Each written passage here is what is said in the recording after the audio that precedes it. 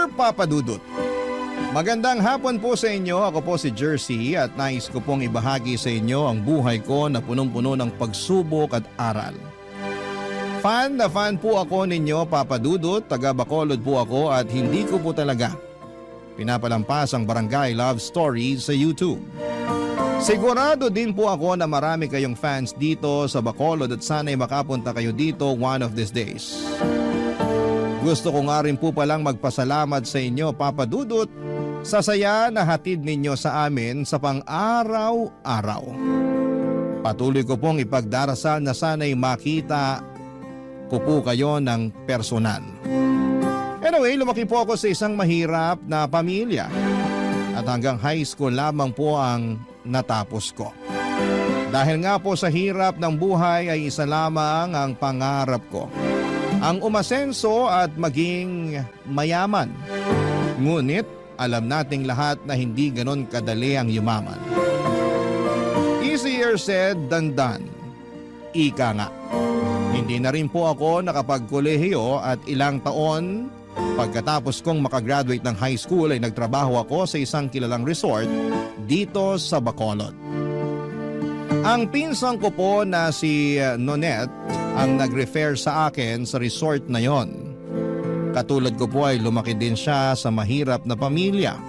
Pareho kami na maganda at hindi nakapagtapos ng high school. Pero kahit na ganoon pa man ay magkaiba pa rin kami ni Nonet. Kasi si Nonet po ay kontento na sa buhay niya. Kahit mahirap sila, sapat na sa kanya ang kinikita niya sa resort dahil kahit papaano ay nakakayanan niyang suportahan ang pamilya niya. Sa kabilang banda ko po ay hindi ako nakokontento sa buhay na salat at nagtatrabaho lamang sa isang resort. At sa mga panahong yon ay hindi ko talaga maintindihan kung paano nakontento si Nonet sa ganong klase ng buhay. Madalas kaming nagdedebate ni Nonet kasi palagi niyang pinapaalala sa akin na dapat ay marunong daw akong makontento. Pero ang lagi ko namang sinasagot sa kanya ay wala siyang mararating sa buhay kung makokontento lamang siya. Bagamat magkaiba kami ng pananaw ni Nonet, ay nagkakasundo pa rin po kami. Tuwing day off namin ay madalas kaming nag-iinuman. At sa mga break time naman ay palagi kaming nagchichikahan. Marami kaming pinag-uusapan. Mga paborito naming GMA teleserye at syempre ang paborito naming mga artista sa GMA at mga episodes ng Barangay Love Stories. Lumipas ang ilang linggo at medyo nakaramdam kami ng pagod sa trabaho sa resort dahil holiday yon.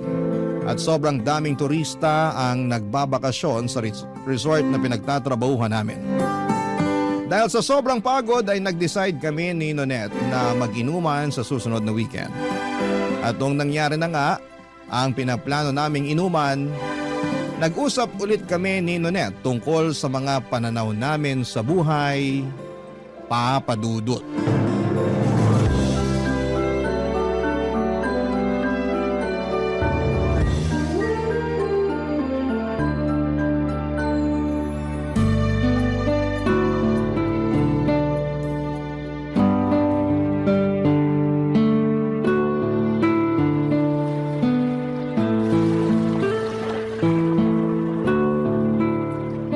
Hoy, Jersey! Ano ba naman yan? Uminom ka na nga! May nakikita na akong lumot sa baso, oh! Aloka ka, Nonet. Mag-relax ka nga. Ito naman. Paminsan-minsan na nga lang tayo mag-enjoy tapos mamadalin mo pa ako. O eto na, inom na po. Bah! Ang tapang! Ay, ayan! Very good! Mabuti na lang talaga nakapag-relax na rin tayo sa wakas. Sinabi mo pa. Non-stop yung dagsaan ng mga guests sa resort. Ang totoo niyan, parang ayoko na nga bumalik dun sa resort eh. Sobrang stressful ng trabaho. Namimilipit na yung katawan ko sa sakit tuwing naka-duty tayo. Hoy, ano ka ba? Pasalamat ka na lang na may trabaho tayo. Ay nako, Nonet. Kaya hindi ka umaasenso eh. Ang bilis mo makontento. At ano namang masama doon, Aber? Ano ba? Wala ka bang ambisyon sa buhay? Ayokong tumanda na nagtatrabaho lang sa isang resort, no? Kung tutuusin, sobrang swerte na nga natin at may trabaho tayo kahit high school lang natapos natin eh. Bahala ka, basta ako gusto kong makapag-asawa ng mayaman. Gusto kong makapag-abroad, Nunet. Masyadong maliit ang Pilipinas para sa mga pangarap ko sa buhay. Ay, iba siya! So, anong balak mo? Magpapakasal ka sa AFAM para makaahon sa buhay, ganon? At ano namang masama dun? Alam mo, kung ako sa'yo, gayahin mo na rin ako. Ay, bahala ka dyan. Okay na ako sa buhay ko dito sa Pilipinas. Pwes, ibahin mo ko. Sayang lang ang mga beauty natin kung dito lang rin sa Pilipinas mabubulok. Gusto kong makapag-asawa ng taga-Italy o Spain, ganan. Ambisyosa ka talaga kahit kailan. Kung ambisyosa ako, ikaw naman gaga. Malulugmo ka lang sa hirap sa kagusto mong manatili sa Pilipinas. Hi, Jersey! Akala mo ba madali ang buhay abroad? Ang dami kaya nating kababayan na gustong-gusto na makauwi ng Pilipinas. Tapos ikaw dyan, kating-kati na makaalis ng Pilipinas? Pwes, ibahin mo ako. Kasi I am destined for greater things. Ewan ko sa'yo. O eto baso, uminom ka na lang dyan kasi baka may makita na naman akong lumot sa baso. O eto na. Second time is a charm. Don't English me ha, kasi wala akong naintindihan sa mga pinagsasabi mo. Kagaya kung paano ko hindi maintindihan yung gusto mong manatili ng Pilipinas. My goodness! You are so baduy, ah! Pag ikaw nakapag-abroad, wag na wag kang bumalik ng Pilipinas ha. Ay, girl. Talagang hindi na. Hindi naman ako syunga para gustuhin pang bumalik dito kung sakasakali. Alam mo, di kita magets. Oo, lumaki nga tayo sa mahirap na pamilya at hindi tayo nakapagkolehiyo. Pero kahit papano, swerte ka pa rin naman kasi mabait naman yung mga magulang mo sa'yo. Pero Nunet, ako nagpapaaral sa dalawa kong kapatid. Di ko rin kasi mag-gets tong sina mama at papa. Anak-anak, tapos salat na salat naman sa buhay. Yung tabas ng dila mo! Kaloka ka! Sigurado ako na masasaktan sina tito at tita kung sakaling marinig nila yan. Masisisi mo ba ako? Aminin mo. Alam mo sa sarili mo na may point ako. Anyway, kung hindi ako kayang bigyan ng komportableng buhay ni na mama at papa, pues, ako na mismo ang kakamit nun para sa sarili ko. Ay, mukhang may balak ka ha? So anong plano mo ngayon? Magde-dating site ako. Tumigil ka nga. Sayang lang sa oras yan. Kung ako sa'yo, pagbutihin na lang natin yung trabaho natin sa resort. Malay mo, balang araw ma-promote tayo, di ba? Whatever, manang. Wala sa listahan kong magtagal sa resort na yun. Nako, kung hindi lang kita pinsan, sigurado kung hindi tayo magkakasundo. The feeling is mutual, manang Nonet. Uminom ka na nga lang. O, eto baso. Hoy, ang daya mo ah. Kanina pa ako inom ng inom dito. Ang totoo niyan, medyo nahihilo na ako. Wait ka lang dyan. Kukuha lang ako ng tubig. Sobrang saya namin ni Nonet sa maliit na get-together namin sa beach noong araw na yon. At syempre hindi nawala mga palitan namin ng opinyon tungkol sa buhay. Matapos ang ilang linggo ay balik trabaho na naman kami sa resort. Si Nonet kahit na pagod ay patuloy pa rin sa laban. Samantalang ako ay ramdam ko na yung matinding burnout. Hindi ko maintindihan kung paano siya nakakapagtiis at nakakayanan ang trabaho namin sa resort.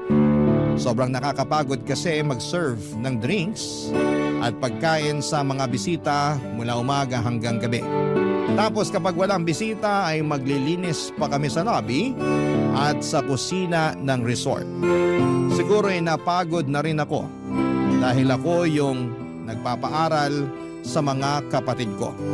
Hindi ko talaga maintindihan kung bakit may mga magulang na ang lakas ng loob magbuo ng pamilya.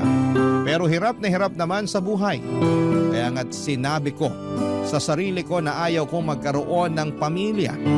Ang gusto ko lang sa buhay ay ang guminhawa kasama ang mga taong mahal ko at syempre ayaw ko sa Pinoy. Gusto ko ng foreigner. Kasi alam ko na mas mataas ang value ng pera nila sa ibang bansa. Kaya malamang ay magiging sapat ang pera nila para buhayin ako. Simula pa lang ay hindi ko talaga naisip na magpakasal sa isang Pinoy kasi takot akong malugmok pa lalo sa hirap. Nang mga panahong yon, naramdaman ko na yung matinding burnout at lalong lumalakas yung desisyon ko na umalis ng Pilipinas. Sobrang hopeless rin yung paghahanap ko ng foreigner sa dating site. Kasi karamihan sa kanila ay nagpapadala lamang ng malaswang pictures. Grabe. Sobrang nanghinayang ako sa naging experience ko sa dating site. At mas lalo pa akong nalungkot kasi naisip ko na parang sa Pilipinas na ata ako maghihirap at mamamatay. Hanggang sa isang araw may AFAM na guest ang nag-check-in sa resort at hiningi pa yung Facebook account ko. Naisip ko na baka siya na ay yung magbibigay sa akin ng buhay na matagal ko nang pinapangarap. Hindi ko na kailangang magtrabaho pa para lamang mapag-aral ang mga kapatid ko. Na-imagine ko na yung klase ng buhay na makakamit ko kasama yung foreigner na yon. Yung buhay na hindi ko na kailangang mag-alala tungkol sa pera. Yung buhay na ang tanging problema ko na lamang ay kung gaano kalamig ang snow at kung ano ang susuotin ko. Noong naging malinaw na sa akin na may gusto sa akin yung foreigner namin na guest, parang hindi ko na kayang bitawan ang cellphone ko. Hindi kasi kami pwedeng makipag-usap ng matagal sa mga guest sa resort dahil baka magdudahan kami at mawalan pa ako ng trabaho. Kaya palihim akong nagchat-chat sa foreigner namin na bisita. Araw-araw niya akong sinasabihan ng maganda raw ako at deserve ko daw ang magandang love life. Bumibili pa siya ng tubig at juice sa lobby para lamang makita ko. At kasabay noon ay unti-unti na ring napapansin ni Nonette yung namamagitan sa amin ng foreigner.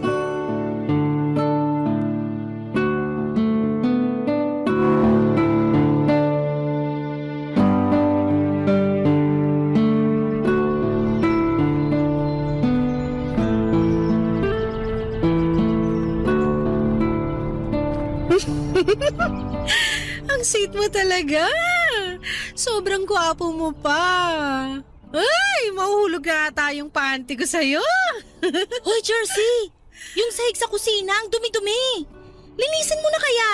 Patay tayo pag nakita ng boss natin yun. Ikaw nakaisip, di ba? Eh di ikaw ang gumawa. Kakaloka, utusan mo pa ako. Hoy, nilinis ko na yung 2 CR. At isa pa, ikaw ang naka-assign na maglinis ng kusina ngayon. At pwede ba mamaya ka na mag-cellphone? Pag tayo nawala ng trabaho, sinasabi ko sa'yo. Ako, tong babaeng to, oh. Inggit ka lang kasi may kachat ako. Ha? May nahanap ka ng kachat dun sa dating site na sinalihan mo? Hindi galing sa dating site to. Pero mas kabog. Halika rito. May ibubulong ako sa'yo. Pero ipangako mong wala kang pagsasabihan, ha? Puro ka kalokohan. Bakit? Ano ba kasi yun? Yung guest sa room 14, palagi nang nagchat-chat sa akin. Alam kong may gusto yung foreigner na yun sa'yo kasi palagi kanyang tinititigan. Pero Jersey, bakit umabot na sa chat?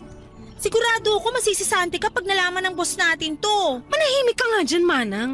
Wait lang, ha? I love you too. So sweet. Ang landi mo talaga? Mamatay ka sa inggit. Jersey, sa totoo lang, natutuwa ako para sa'yo. Kasi bilang pinsan mo, masaya ako na may love life ka kahit papano. Pero kasi, may tamang oras at lugar para dyan.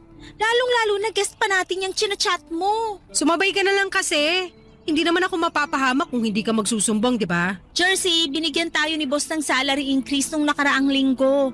At kung ibabudget mo lang yung pera mo, sigurado ako na hindi ka mahihirapan. Yun na nga yun. Ayoko mag-budget.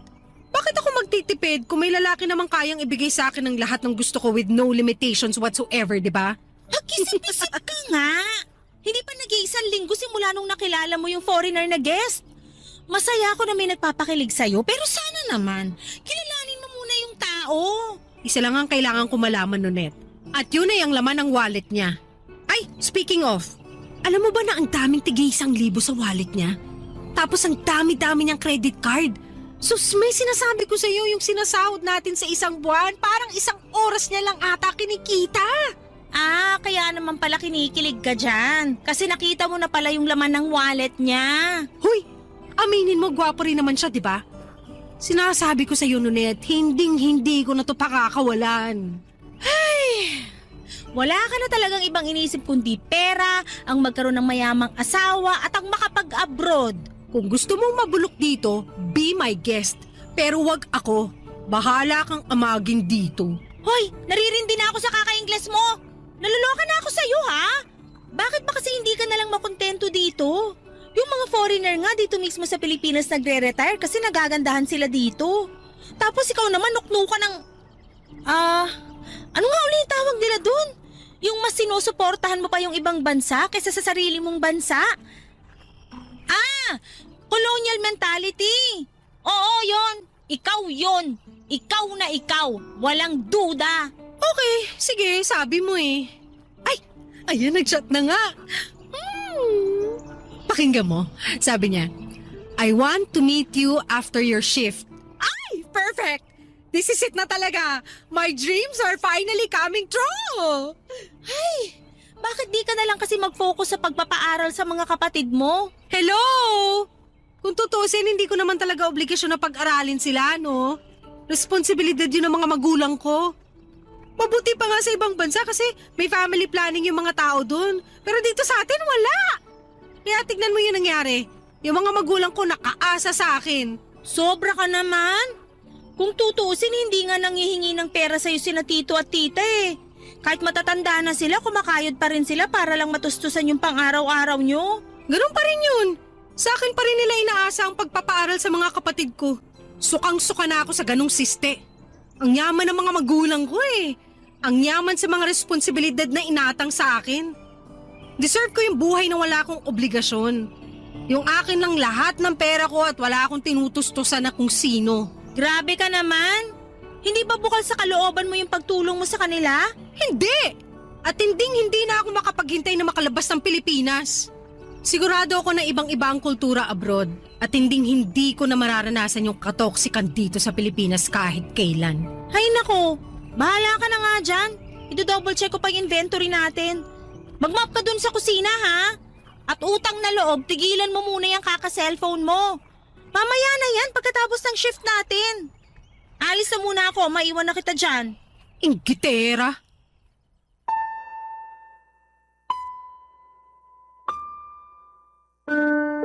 Papadudod pagkatapos ng shift ko ay nakipagkita ako ng palihim sa foreigner na guest namin sa resort. Sobrang guwapo niya, papadudot. Mukha siyang Hollywood actor, ang puti ng kutis niya at yung lips niya ay sobrang kissable. At noong gabing yon ay hinalikan niya ako at syempre sobra akong natuwa at ginusto ko ng labis yung halik na yon. At habang tumatagal, hindi ko na masyadong nakakabanding si Nonet kasi sobrang abala na ako sa foreigner. At dumating yung punto na naging kami na ni Afam. Nag-extend pa siya sa resort para lamang makasama ako at mas lubos niya akong makilala. Hindi ko na rin masyadong kinikwento kay Nonet yung mga nangyayari sa amin ng foreigner kasi parang kontrabida na siya. Tuwing nag-uusap kami ay puro siya duda at tanong tungkol sa Afam na boyfriend ko. At mas lalo pa kaming nag-aaway tuwing sinasabi niya na hindi ko pa raw kilala ang jowa ko. Feel ko no mga panahong yon ay naiinggit lamang si Nonet sa akin. Kasi aasenso na ako sa buhay kasama ang aking Afam na jowa.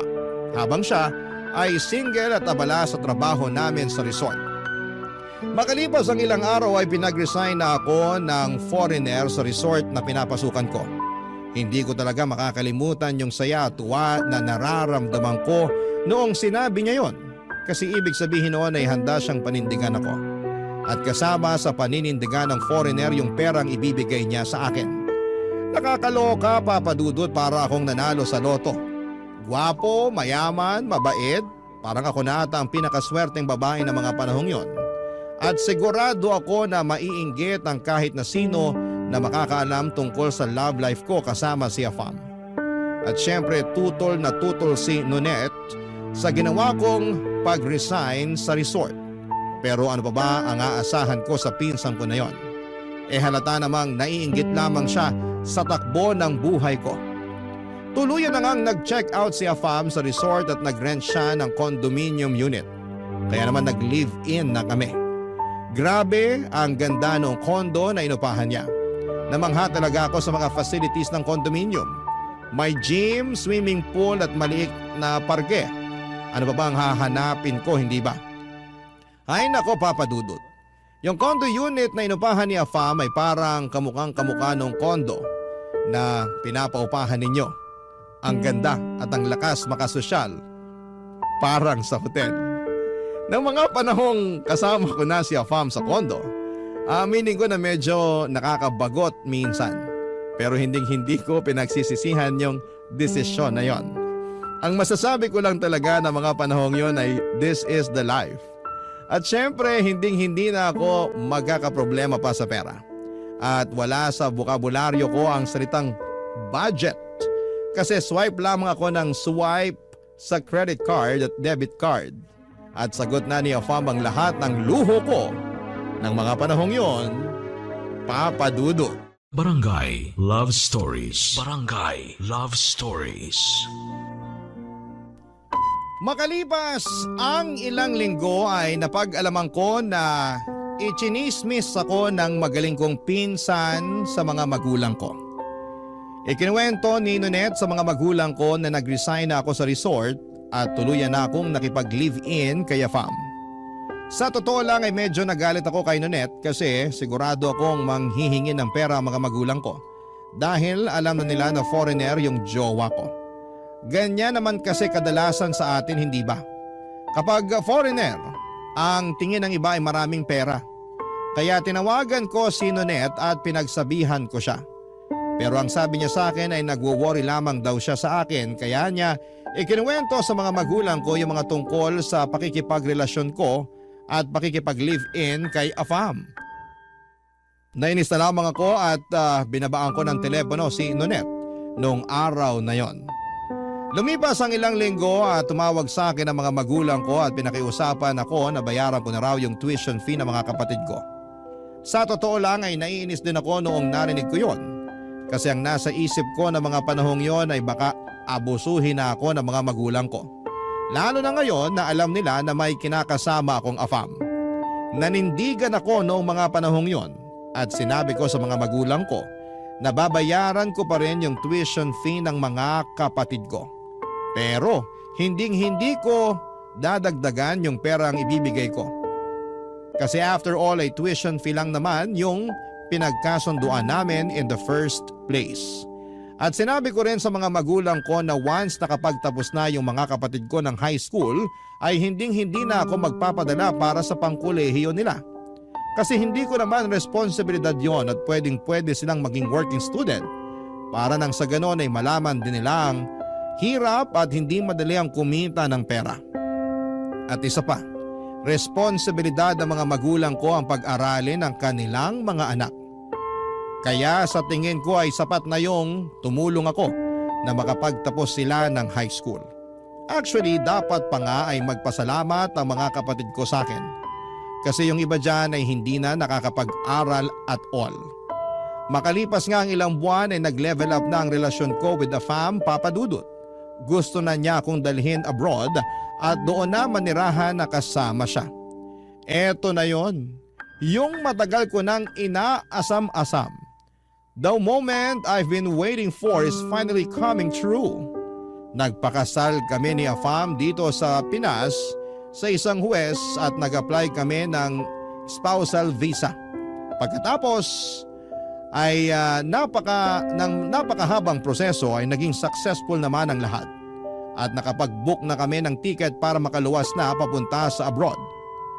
4 days bago kami nakaschedule umalis ng Pilipinas, tinawagan ko si Nonet at niyaya ko siyang pumunta sa isang bar para sa isang maliit na celebration o konting inuman.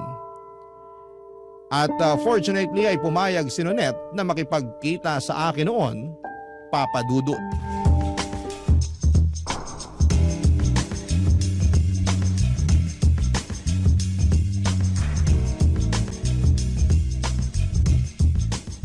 Hoy! Nonet! Dito!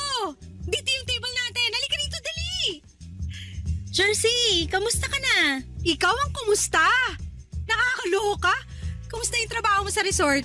Nakakabagot pa rin ba? Mabuti na lang talaga at nag-resign na ako doon.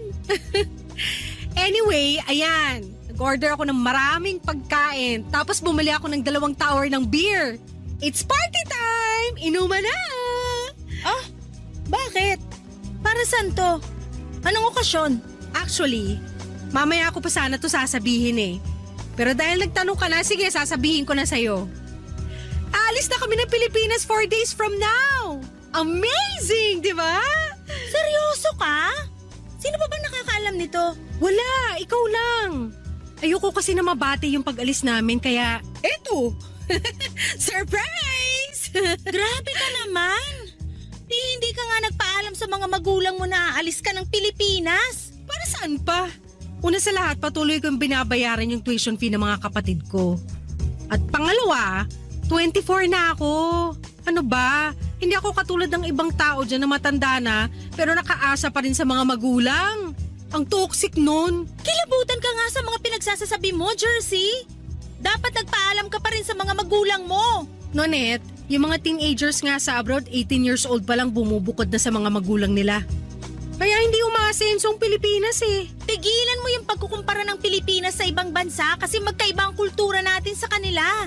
Pero hindi ibig sabihin nun, pangit na yung kultura natin. Kalimutan mo na yung sinabi ko. Sorry, nakainom na kasi ako eh. Ano ba naman, ang tagal mo kasing dumating. Kaya inunahan na kitang uminom. Sige na, inom na. Ang dami pa nating ubusin oh. Sorry, pero wala ako sa mood uminom ngayon. Hello? Sinabi ko naman sa'yo na sa bar tayo magkikita, di ba? Tsaka isa pa, ano bang inaarte mo dyan? Meron ka ba ngayon? Sa totoo lang, hindi na ako natutuwa sa pinapakita mong asal. Nagbago ka na. Alam mo ba na sobrang nasaktan sina tito at tita nung pinamukha mo sa kanila na nagiging pabigat sila sa'yo? Tapos sinabihan mo pa daw sila na tigilan na nila yung kakaasa sa'yo? Nonet, sinabi ko lang naman sa kanila na wala silang mapapala sa akin kahit may foreigner na ako. Kasi ayoko naman na gawin nilang ATM yung asawa ko, no? Alam mo mismo sa sarili mo na simulat sa pool yung pag-aaral lang ng mga kapatid mong hinihingi nilang tulong sa'yo. At sa tingin mo, okay lang yon? Alam ko na matagal ka ng maldita. Pero hindi ko inaasahan na may mas lalala pa pala. Ang laki ng pinagbago mo. Hoy, kung tutuusin, kasalanan mo lahat ng to. Kasi ikaw mismo ang nagchismis sa mga magulang ko yung tungkol sa pakikipagrelasyon ko sa isang foreigner. Tinatanong nila ako kung kamusta ka na raw kasi hindi ka na raw nagre-reply sa mga text nila. Malamang, pagkatapos mo ba naman sabihin sa kanila na nakikipagrelasyon ako sa foreigner, I'm sure manghihingi ng pera yung mga yun. Akala ko noon ambisyosa ka lang, pero hindi. Nuknukan ka rin pala ng yabang. Ngunit wag mo kong simulan. Inimbitahan kita dito to have a good time, hindi para sermonan ako. Sorry pero awang-awa na ako kina tito at tita. Matatanda na sila, dapat hindi mo sila tinatrato ng ganon. What's the big deal? Nandiyan naman yung mga kapatid ko para alagaan sila. Tama na yan, Nunet. Nasabi ko sa'yo, kaya na nila yun. Makapagsalita ka, parang di ka nila anak ka. Alam mo, Nunet, sa totoo lang, sana hindi na lang nila ako naging anak. Jersey, sana man lang makipagkita ka at magpaalam ka ng maayos sa mga magulang mo bago ka umalis ng Pilipinas. Kahit yun na lang. Maawa ka naman sa kanila. May mas malalaki akong plano sa buhay. Ang target ko ngayon, magkaroon ng resident visa at patatagin ang relasyon naming mag-asawa. Bibisita na lang ako dito kapag naging residente na ako abroad. Bahala ka. Teka, saan ka pupunta? Hindi pa nga natin nauubos yung mga in-order ko. Uuwi na ako. Sana maging masaya ka sa piling ng asawa mo sa ibang bansa. Ba't nagagalit ka, ha? Kasi sobrang baluktot ng pangangatwiran mo at hindi ko na kayang umupo dito habang pinapakinggan kang minamalit ang mga magulang mo. Sabi ko na eh. Matagal ka nang naiinggit sa akin kasi nagawa ko mag-resign sa buwisit na resort na yon. Habang ikaw, wala kang choice kundi magpatuloy sa trabaho mo ron. Pasensya ka, Nunet. Pero hindi ko kasi hawak ang tadhana. Hindi ko kasalanan kung sa ating dalawa mas pinalad ako kaysa sa'yo. Sige, laitin mo pa ako at baka makalimutan ko na pinsan kita. Inimbitahan kita dito kasi gusto ko na mag-enjoy tayo bago ako umalis. Pero sa pinapakita mo sa akin ngayon, pinagsisisihan ko pa na niyaya kitang uminom. Bahala ka sa buhay mo. Wait lang! Sayang naman yung in-order kong pagkain. Gusto mo ba ipa-take out ko na lang sa waiter? Total, alis ka na rin naman. Pakidaan na lang sa bahay namin. Ibigay mo kina mama at papa yung ipapa-take out ko. Ba't mo ba iutos sa akin? Ikaw mismo magbigay sa kanila. Ay, wag na pala. Kasi baka atakihin lang sina tito at tita pag nakita nila kung gaano kagaspang yung ugali mo. Dali-daling umalis si Nonette palabas ng bar ng gabing yon, Papa Dudut. Pinabalot ko na lamang lahat ng pagkain at inuwi ko na lamang. Grabe yung tampo sa akin ni Nonette ng gabing yon.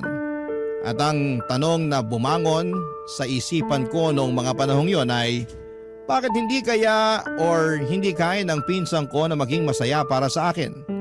Pero hindi ko na pinilit na hanapin pa ang sagot sa tanong na yon. Kasi mas gusto ko na lamang na mag-focus sa bagong buhay ko. 4 days later ay iniwan na namin yung maganda na kondo na inuupahan ng asawa ko at umalis na kami ng Pilipinas. Hindi ko na po i-mention kung taga saan ang asawa ko pero ang masasabi ko lamang ay sobrang ganda ng lugar. Papadudot malinis yung kalsada, malamig ang weather at talagang ibang-iba siya kumpara sa lugar na kinalakhan ko. Natatandaan ko pa yung first time na nakakita ako ng snow. Sobrang nakakamangha at nakakapanibago. Talagang humilata po ako sa snow kasi yung mga napapanood ko lang dati sa mga pelikula ay finally ay nararanasan ko na rin in real life. Hindi ko po makakalimutan na tawa lang ng tawa yung asawa kong foreigner noong time na yon habang ini-enjoy ko yung pagkamangha ko sa snow. At mas lalo lang akong naging masaya sa desisyon ko na umalis ng Pilipinas kasi namuhay ako ng marangya na parang isang prinsesa. Yung cabinet ko noong time na yon ay punong-puno ng sapatos at jacket kasi hindi ko na kailangang mamili pa kung ano ang bibilhin ko.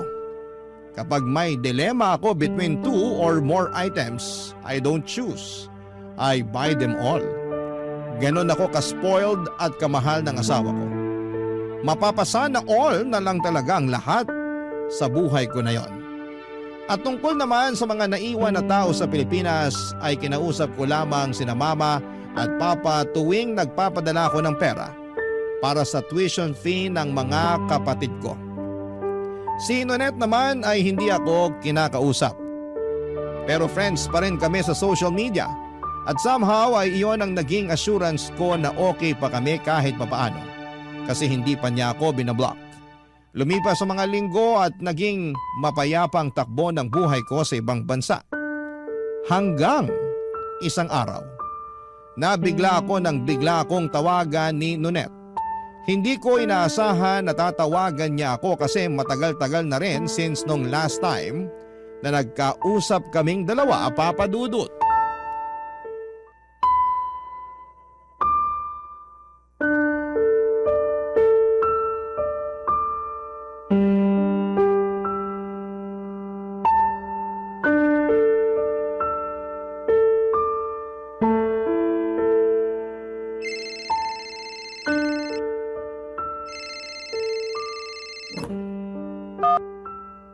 Hello? Nonette? Jersey! Uy! Ang tagal na mula nung huli tayo mag-usap ah. Balita sa'yo. Jersey, I'm sorry kung ngayon lang ako nakatawag sa'yo pero Uy, okay ka lang ba? Anong problema? yung mama mo kasi… Tungkol ba to sa tuition fee ng kapatid ko? Huwag ka mag-alala, nakapagpadala na ako sa kanya last week. Pero kinlaro ko na hindi ko dadagdagan yung pera kasi yung tuition fee lang naman yung sagot ko eh. Wala nang iba. Sa totoo lang, dapat nga magpasalamat pa sila sa akin na sagot ko pa rin yung tuition fee ng mga kapatid ko. Kasi alam mo ba na dito, kahit high school student pa lang, nagtatrabaho na yung mga bata. Ang ganda sana kung pati sa Pinas ganun ang mindset ng mga estudyante. Makinig ka nga muna sa akin. Si tita kasi… nasa ospital siya ngayon. Ha? Bakit? Ano nangyari kay mama? Sobrang taas kasi ng lagnat ni tita kanina. Kaya sinugod na namin sa ospital. Hala, mukhang alam ko na kung saan papunta tong usapan na to. Nasa labas ako ngayon ng hospital room ni tita. Pero papasok na ako sa loob para makausap mo siya. Yan ang wag mong gagawin. I'm sure nagpapahinga na yung si mama, hayaan mo na muna. At nga pala, Jersey. Ay nako, pustahan tayo, alam na alam ko na yung sasabihin mo.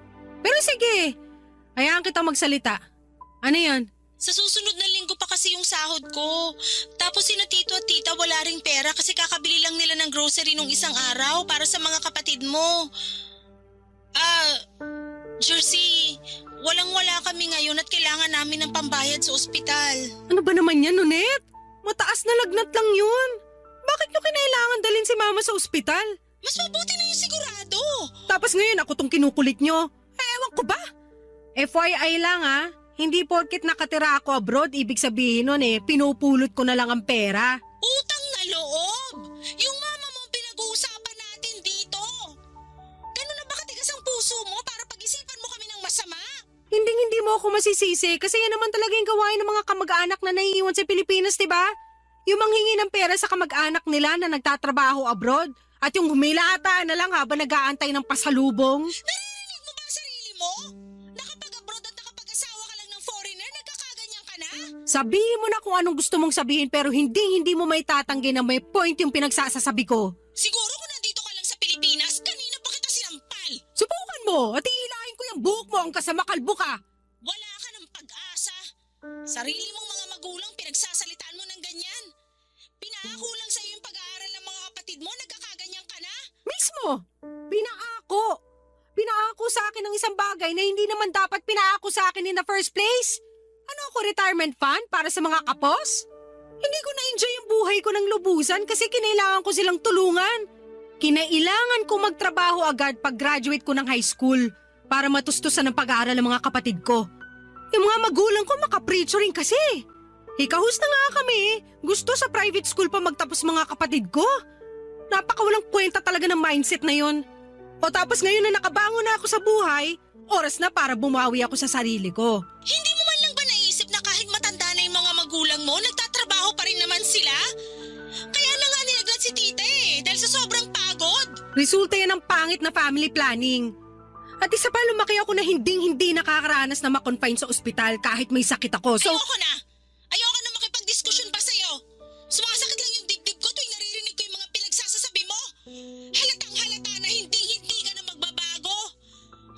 Pero huwag kang mag-alala. Ako na bahala kay tita. Maghahanap na lang ako ng paraan para mabayaran yung bill namin sa ospital. Hindi na kami hihingi ng kahit anumang tulong na galing sa'yo. Sana lang talaga hindi ka gambalain ng konsensya mo. Sarili mong nanay ayaw mong tulungan. Ibang klase ka rin naman. maniwala ka sa akin, makakatulog ako ng mahimbing sa gabi. Kasi namumuhay ako ng payapa dito na walang inaabalang tao, Nonet. Kayo lang naman tong gumagambala sa akin Babayaran ko yung tuition fee ng mga kapatid ko hanggang sa makapagtapos sila ng high school. End of story. Sige na, bababa ko na to. Buisit kang babae ka.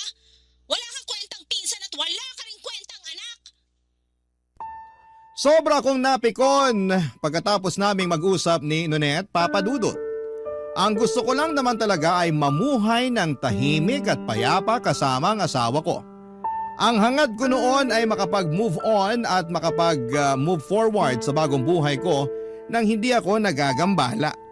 Kaya nung tinawagan ako ni Nonet ay sobrang napikon lang talaga ako. Kasi parang ang tingin ko sa mga tao sa paligid ko, hinahabol lamang ako dahil alam nilang foreigner ang asawa ko. Gaya nga po ng nabanggit ko kanina ay lumaki po ako na salat sa buhay. At hindi ko po makakalimutan kung paano yinurakan yung pagkatao ko. Lalo na noong bata pa lamang ako. Pinagtatawanan ako ng mga kaklase ko kasi sira-sira na yung mga gamit ko. At puro dilata at noodles lamang ang kinakain ko habang yung mga kaklase ko naman ay pinaghahandaan ng iba't ibang klase ng putahe for lunch. At hindi ko rin po makakalimutan na pagka-graduate ko ng high school ay pinag-uusapan na kaagad ng mga kaklase ko kung saang kolehiyo sila mag-aaral. Habang ako, ang iniisip ko noon ay kung saan ako magtatrabaho. Awang-awa ako sa sarili ko tuwing naiisip ko yung mga moments na yon, Papa Dudut. And going back po, blinako si Nonet sa mismong araw na yon kasi talagang napikon ako sa lahat ng sinabi niya sa akin. Tumagos sa puso ko yung mga sinabi niya pero imbis na maunawaan ko yung gusto niyang ipahiwatig, mas lalo lang akong nagkimkim ng sama ng loob. Mas lalo ko pa ngang iniisip noong mga panahong yon na puro fake yung mga tao sa paligid ko. Kasi alam nila na mayaman ang asawa ko. At noong araw na yon ay sinabi ko sa sarili ko na wala akong ibang taong pagkakatiwalaan kundi ang asawa ko na lang. Kasi siya lang talagang nagmamahal sa akin ng totoo. Siya lang ang nakakapagbigay sa akin ng buhay na matagal ko nang inaasam. At siya lang ang nagpaparamdam sa akin na mahalaga ako dahil sa mga bagay na naibibigay niya sa akin. Pagkatapos kong i-block si Nonet, akala ko noon ay magiging matiwasay na ang buhay ko sa wakas. Kasi wala na pong aabala sa akin. Ang tanging kailangan ko na lamang gawin ay bayaran ang tuition fee ng mga kapatid ko. Pero hindi ko alam na may isa palang pagsubok na darating sa buhay ko. Isang araw, Papa Dudut, ay bigla na lamang nanlamig sa akin ang asawa kong foreigner.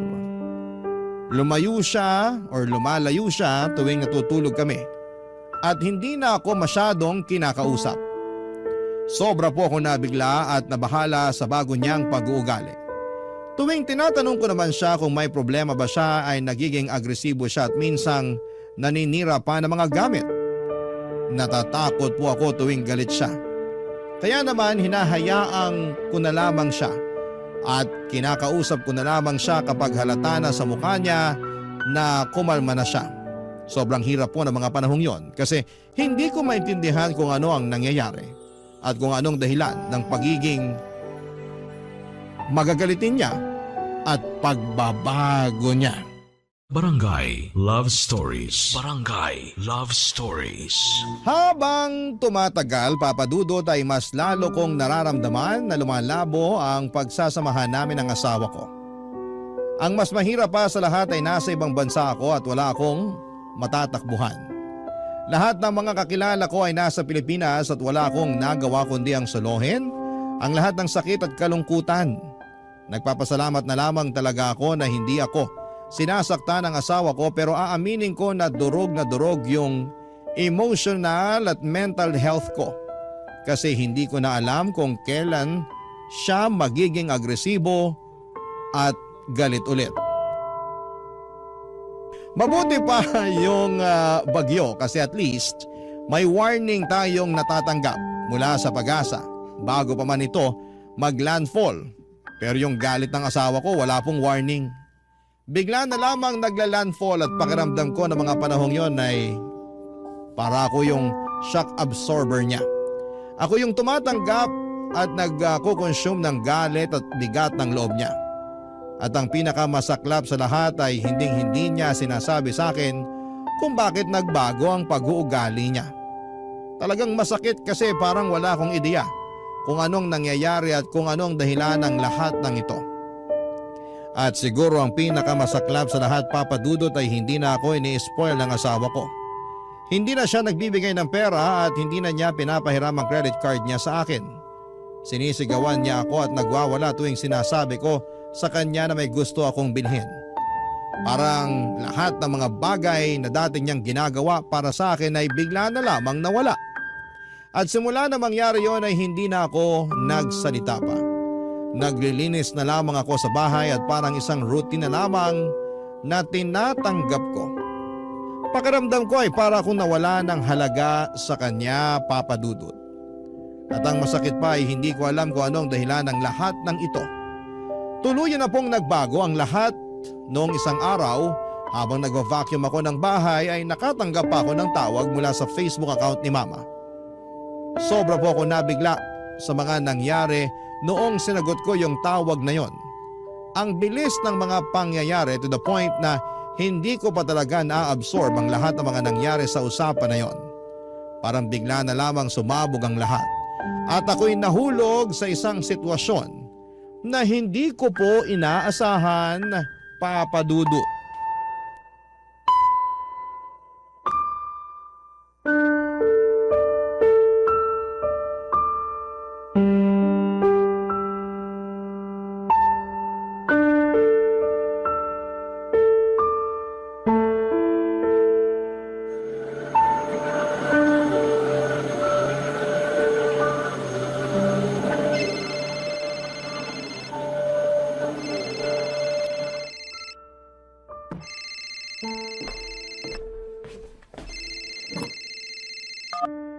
Hello?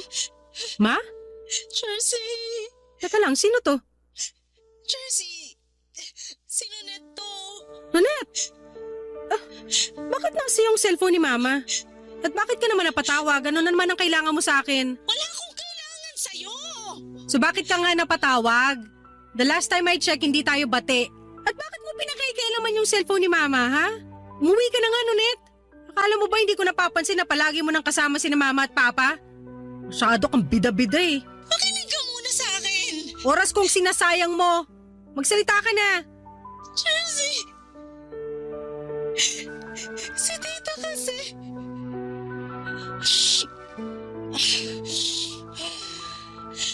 Yung mama mo, Jersey...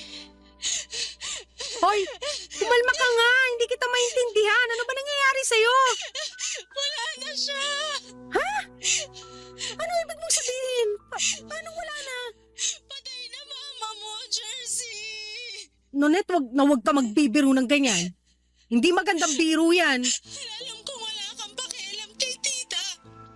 Pero naisip ko pa rin na kahit pagbalik-balik na rin natin ang mundo, mama mo pa rin siya at anak ka pa rin niya. Kaya deserve mo rin malaman yung nangyari sa kanya. Nonet, hindi totoo yan. Bawiin mo yung sinabi mo. Buhay pa si Mama. Ibigay mo nga yung cellphone kay Mama, kakausapin ko siya. Makinig ka! Wala na si tita! Patay na siya! Alam ko nagsisinungaling ka lang. Galit ka kasi nagyayabang ka sa akin at yan mismo ang dahilan kung bakit ginagawa mo to. Mukha ba ako nagsisinungaling? Ha? Anong ginawa mo kay Mama, Nonet? Ha? Kasalanan mo to. Pambira kang babae ka! Paano ko naging kasalanan to, ha? Ikaw ang palaging kasama ni Mama. Kung tinutukan mo sana siya na maayos, hindi sana to nangyari sa kanya. Hindi sana namatay si Mama. Kasalanan mo lahat to. Ikaw na lang sana namatay. Hoy, babae! Makinig ka sa akin ng mabuti, ha? Namatay si tita sa typhoid fever. At kung nagpadala ka lang sana ng konting tulong, sana nabigyan ng sapat na treatment si tita. Pero anong ginawa mo? Walang-wala kami noon pero nagawa mo pa rin kaming pag-isipan ng masama. Tinakwil mo kaming lahat. At ako na yung tumayong anak ni tita kasi hindi ako katulad mo na walang puso. Ako yung nag-aalaga kay tita habang nagpapakasasa ka sa yaman ng foreigner mo. Wala kang karapatan na husgahan ako. Hindi ko ginusto to. Pero ginusto mo. Ito mismo yung gusto mo, di ba? Yung mawala sa landas mo yung mga magulang mo. At nangyari na nga, Jersey. Wala na si tita. At si tito, halos hindi na nga kumakain kasi hindi niya pa rin matanggap yung pagkawala ni tita. Nonet, nasan si Papa? Kumusta yung mga kapatid ko? Galit na galit silang lahat sa'yo. Ang totoo niyan, galit rin ako sa'yo eh. Pero deserve mo rin naman malaman yung nangyari sa mama mo. Bakit niyo ba ako sinisisi? Eh, sobrang unfair niyo naman. Gusto ko lang naman magbagong buhay, yun lang. Malinis ang konsensya ko. Wala akong ginawa sa inyo para isisi niyo sa akin yung pagkamatay ni Mama. Mismo! Wala kang ginawa! Wala kang ginawa para iligtas yung sarili mong ina! Hindi ako nagkulang ng paalala sa'yo! Kahit na alam kong simulat sa pulpa lang, kinamumuhian mo yung pamilya mo! Tinawagan pa rin kita para ipaalam sa'yo yung mga nangyayari sa kanila dito! Pero ikaw lang naman tong walang puso na pilit pinuputol yung ugnayan mo sa kanila! Nonet, hindi mo ako masisisi. Natakot ako eh. Ayaw ko lang maramdaman yung pakiramdam na ginagamit ako dahil lang may kaya yung asawa ko. Buwisit na dahilan yan! Oh, Jersey, lumaki kayo sa hirap! Hindi ka nabigyan ni na tito at tita ng komportable na buhay, pero ni minsan, hindi ka nila minaltrato! Wala silang ginawa sa'yo para kamuhian mo sila ng ganito katindi! Alam mo kung bakit malapit ang loob ko kina tito at tita? Dahil alam ko sa sarili ko na mabuti silang tao!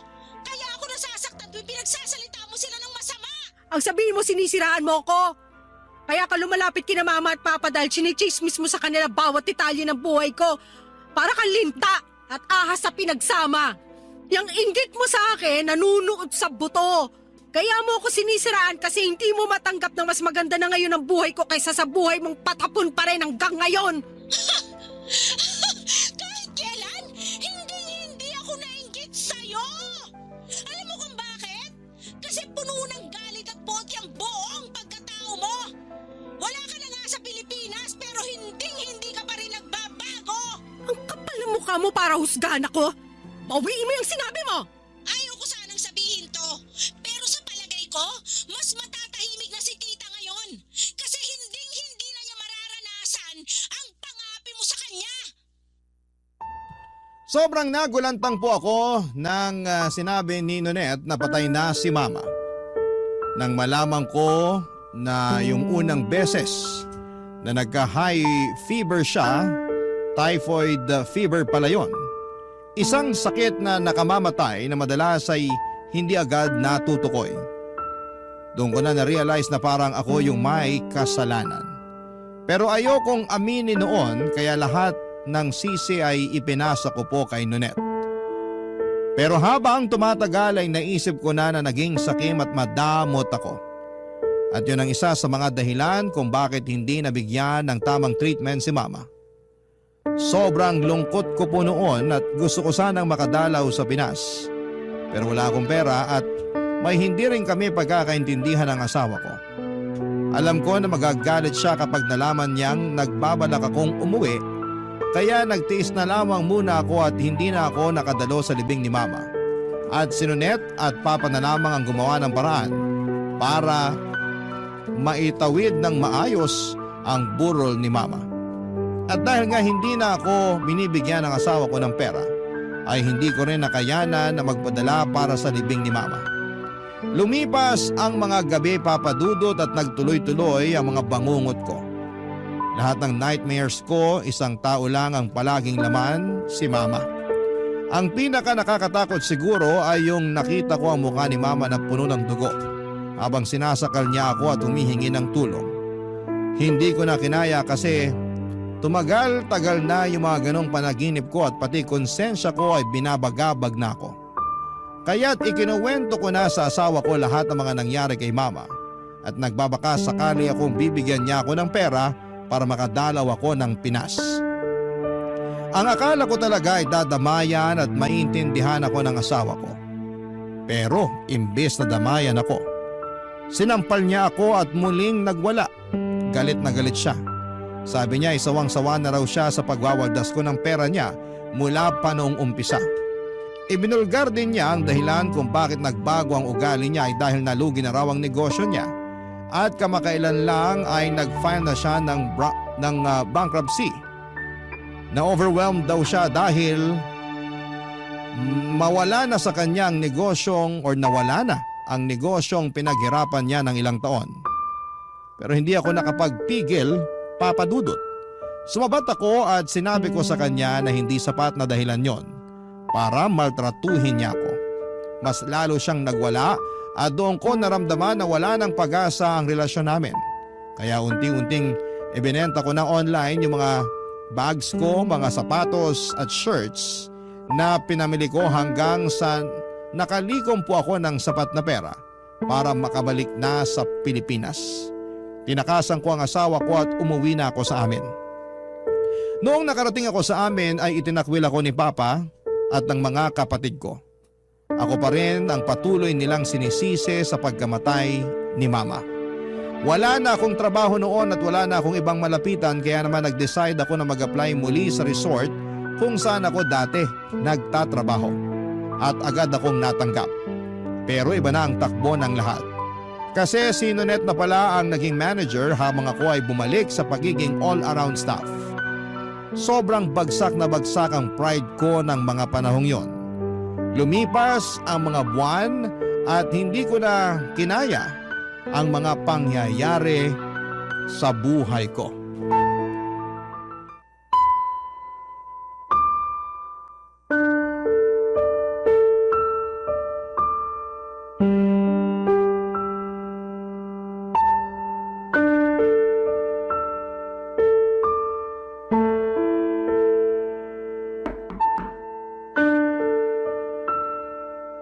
Pasok! Oh, Jersey, ano kailangan mo? Nonette, ito na nga pala yung resignation letter ko. Oh, Sandali lang. Bakit ka naman magre-resign? Napapasahod ka naman namin na maayos At isa pa, kulang tayo sa staff ngayon. Nakahanap na kasi ako ng bagong trabaho. May hindi kasi nasabi sa akin. Anong totoong dahilan? Ba't biglaan tong resignation mo? Nakahanap na nga kasi ako ng bagong trabaho. Yung totoo, Jersey. Gusto mong malaman kung bakit ako magre-resign, ha? Hindi kasi katanggap-tanggap para sa akin na manager ka na habang ako, ganun pa rin yung posisyon ko dito. Naglilinis, nagsaserve. Ayoko yung pakiramdam na pinagmamastan mo ko habang ginagawa ko yung mga trabahong sabay pa nating ginagawa dati. Nagbubuisit ako tuwing nakikita kitang araw-araw at ilang buwan kong tinis yun. Pero hindi ko na talaga kaya. Teka nga lang, kung makapagsalita ka, bakit parang ako yung sinisisi mo? Hindi ko naman kasalanan kung ba't dito ka uli sa resort nag-apply Kaya nga ako alis, di ba? Siguro ang saya-saya mo na nakikita akong lugmok na lugmok sa hirap habang tinatamasa mo yung mga benepisyo ng pagiging manager. Ay, sandali lang naman, Jersey. Hindi ko kasalanan kung nag-resign ka dati. Hindi ko kasalanan kung hindi ka nakontento sa sinasahod mo dito sa resort. At hindi ko rin kasalanan kung hinila ka pababa ng kasakiman mo. Sige, ipagduldulan mo pa. Ano pa, Net? Ni isang malaking fail yung pagpapakasal ko at pagpunta ko abroad? Na hanggang ngayon wala na akong matakbuhang pamilya dahil kinasusuklaman na nila ako? Napatuloy ako nagtitiis sa kakarampot na sahod habang ikaw tiba-tiba ka sa natatanggap mo tuwing kinsenas? Ano pa, ha? Magsalita ka! Hindi ako nagkulang ng paalala sa'yo. Simulat sa pool pa lang, palagi ko nang sinasabi sa'yo na pagbutihin mo na lang yung trabaho mo, imbis na umasa ka sa foreigner para magkaroon ng maginhawa na buhay. Pero hindi ka nakinig sa akin. At higit sa lahat, nagbulag-bulagan ako sa lahat ng pang-iinsulto mo sa akin. Eh di ikaw na! Ikaw na yung madiskarte. Ikaw na yung masipag. Ikaw na yung magaling. Ikaw na lahat. Ang galing mo, Nunet! Ang galing-galing mo! Panalo ka na, champion! Alam mo, hindi naman sana issue yung pagkakaroon mo ng foreigner eh. Hindi sana naging issue yung pag-abroad mo kung naging humble ka lang sana. Pero wala, pinamukha mo sa amin na ikaw tong mas nakaaangat dahil nagkaroon ka lang ng asawa na foreigner. Tingnan mo nga naman, who would have thought na malulugi pala ang negosyo ng asawa mo? Sandali lang. Nasabi ko nga na naghiwalay kami ng asawa ko. Pero wala akong pinagsabihan tungkol sa pagkalugi ng negosyo niya. Saan mo nalaman yan, ha? Paano mo nalaman? Sinearch ko online yung pangalan ng asawa mo at kalat na kalat sa internet kung paano nalugmok ang negosyo niya dahil pinangsugal at pinambisyo niya lang yung majority ng income niya. Wala kang karapatan para busisiin yung personal kong buhay. Labas yan sa trabaho mo. Hindi ko intensyon na usisain yung buhay ng asawa mo. Pero bilang manager, kailangan ko mag-background check sa mga empleyado ko para siguruhin na maganda ang takbo ng workplace ko. Workplace mo? Yabang mo naman. Parang kailan lang naglilinis ka lang naman ng CR dito At parang kailan lang pinagyayabang mo sa amin na mas nakakataas ka, pero bilugang mundo. Pero anyway, aaminin ko na kulang talaga kami sa staff ngayon at kailangan ka namin dito. I'm sorry kung nasasaktan ko na yung feelings mo ngayon. Buti naman at alam mo. Sorry talaga, nadala lang ako ng emosyon ko. Siguro kasi hanggang ngayon naalala ko pa rin kung paano mo ako pinag-isipan at pinagsalitaan ng masama. Pero Jersey, alang-alang na lang sa resort, maging professional na lang tayo sa isa't isa, please. Kung gusto mo, pwede ko rin dagdagan yung sahod mo para magstay ka lang. Magpapatawa ka ba? Anong tingin mo sa akin, Charity? Huwag mo naman sanang masamain. Ako na nga itong nakikiusap sa'yo na magstay eh. Gusto kong pangalagaan ang posisyon ko as manager. At isa sa paraan para magawa ko yun, pangalagaan din ng staff ko. At syempre kasama ka dun. So gagamitin mo pa talaga ako para iangat yung sarili mo? Kapal din naman talaga ng mukha mo. Hindi ganun yon.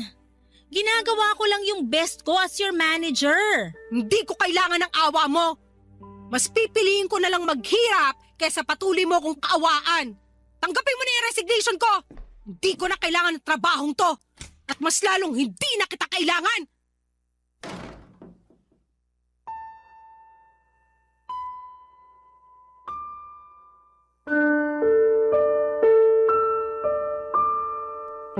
Papadudot awang-awa ako sa sarili ko noong araw na yon. Parang hindi ko matanggap na ang posisyon ko ngayon ay under sa management ng isang tao na dati ko pang minamaliit. At ang pinakamasakit ay ayaw na ayaw ko na nararamdaman kong kinakawawa ko. Siguro ay marami sa atin ang ayaw na makaramdam ng ganitong klase ng emosyon, hindi ba? Kaya siguro nagbitaw ako ng mga maanghang na salita kay Nonette noong nag-resign ako kasi sobrang naapektuhan yung pride ko. Pero mapaglaro ang tadhana, Papa Dudut, kasi hanggang ngayon, pakiramdam ko ay nasa ilalim pa rin ako ng gulong. Ayoko pong sabihin kung anong trabaho ko ngayon, baka mabash po ako ng mga kabarangay natin, pero sabihin na lang po natin na mas mababa na ang posisyon ko at ang sahod ko kumpara noong nasa resort po ako nagtatrabaho. Grabe po yung naging experience ko sa buhay. Para siyang roller coaster, mabilis at nakakahilo. Pero sa ngayon ay mas natutunan ko ng pahalagahan yung maliit na bagay. Hanggang ngayon ay naaalala ko pa yung takot at trauma tuwing nagagalit at nagwawala ang dati kong asawa na Afam. Hindi man ako mayaman ngayon pero at least wala na akong kinakatakutan at mas malaya na akong nakagagalaw. Sa ngayon po ay naghahanap ako ng murang abogado kasi bala ko nang ipaanal ang kasal namin para makapagsimula ulit ng panibagong buhay. Sa totoo lang ay hindi ko po alam kung saan ko huhugutin ang perang kinakailangan ko. Pero pagsisikapan ko po yun. Wala na po akong contact sa ex-husband ko pero friends kami sa Facebook at nakita ko na may bago na siyang partner. Sa totoo lang ay gusto ko na sanang i-chat yung babae niya para bigyan siya ng warning tungkol sa ex ko pero pinipilit ko na lamang na mag-move on. Ito, Dear Papa Dudut, mapagpalang araw po Papa Dudut, ako po si Chen at okay lang kung hindi ninyo baguhin ang pangalan ko. Taga Tagum City nga po pala ako at nag-iisang anak naman ng mga magulang ko na pareho na pong retirado. Dating pulis si tatay at dati namang sekretary sa barangay si nanay. Sa 28 years po na nag-i-exist ako noon sa mundo, ay isang beses pa lamang po ako nagkaroon ng boyfriend. Yung naging boyfriend ko pa noon ay nalaman ko na isa palang bakla. Kaya pagkatapos niya ay wala nang naging kasunod pa. Masyado po kasing istrikto ang mga magulang ko. Madalas ko pong dinadaan sa biro ang pagiging strikto nila, Papa Dudut. Sinasabi kong hindi naman ako kagandahan para paghigpitan. Para lang hindi ko masyadong isipin na sa edad kong yon noon ay hindi pa rin ako malayang mag-decide ng mag-isa para sa sarili ko. Sinasabi naman ng mga kaibigan ko na may choice ako na ipaglaban ang gusto ko. Pero hindi ko yon ginawa bilang respeto na rin kina nanay at tatay. Kahit kasi strikto sila, hindi naman sila naging masamang magulang. Gusto lang talaga nila na mapabuti ako kaya umabot sila sa ganon. Isa pa ay wala naman akong plano na tumandang dalaga na lamang. Nakikipag-usap naman ako sa mga gustong makipagkilala sa akin. Yung iba okay naman kausap, pero ewan ko ba Papa Dudut. Kapag bigla silang nanliligaw sa akin ay nawawalan ako ng gana. Bigla na lamang akong nag-overthink dahil alam ko na hindi sila basta-basta makakalusot sa mga magulang ko.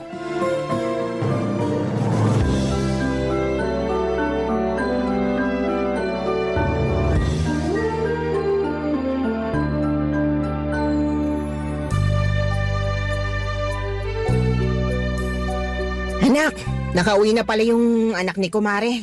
Si Jomar, yung nagtatrabaho sa Belgium. Nakita ko nga po kanina, Nay. Oh, nakita mo na pala siya eh. Nagkausap na ba kayo? Hindi pa po eh. Hindi naman po kami close nun. Ay sus, babagal-bagal ka naman anak. Di ba't magkalaro kayo nung mga bata pa kayo? Nay naman, mga bata pa po kami nun. Matatanda na kami ngayon. Hindi na kami pwedeng maglaro. Tsaka sigurado ako may girlfriend na yun. Wala pa. Nakausap ko na siya kanina. Nak, tama nanay mo. Makipagkilala ka na kay Jomar. Boto ko sa batang yun para sa'yo. Madiskarte sa buhay at may magandang trabaho. Mabuntis ka man niya, wala kaming aalalahanin. Tay naman, Hindi nga po kami close nun eh. Tapos yung iniisip nyo nasa pagbubuntis na. Ay, ang hina mo naman anak. Ang gusto namin ng tatay mo, makipaglapit ka na kay Jomar habang single pa siya. Baka sa mga susunod na araw, magulat ka na lang na may iba nang nililigawan yon. Baka pagsalita naman po kayo parang kagusto-gusto ko. Paano naman po kung hindi ako type ni Jomar? Tsaka hindi rin po ako na-attract sa kanya. Sus, mahalaga pa ba yung atrak-atrak na yan? Dapat practical na ngayon sa pagpili ng lalaki. Doon ka sa kaya kang buhayin at hindi ikaw yung bubuhay sa kanya. Pero tay, kaya ko naman po magtrabaho sa sarili ko. Anak, gusto rin namin na magkaapo. At mangyayari yun kung mag-aasawa ka na. Kapag nag-asawa na po ako, mahahati na yung atensyon at suporta ko sa inyo. Paano ko pa kayo niyan mabibigyan ng maalwang buhay? Hindi na po kayo bumabata. Kami pa idadahilan mo wala na kaming magagawa ng nanay mo kung sadyang tumatanda na kami. Isipin mo yung sarili mo. Pero hanggat maaari, gusto naming doon ka mapunta sa lalaking alam namin na mabibigyan ka ng magandang buhay. At sa tingin niyo po si Jomar yun? Oo! Hay nako nay, tay. Mas gusto ko na po yung ganito.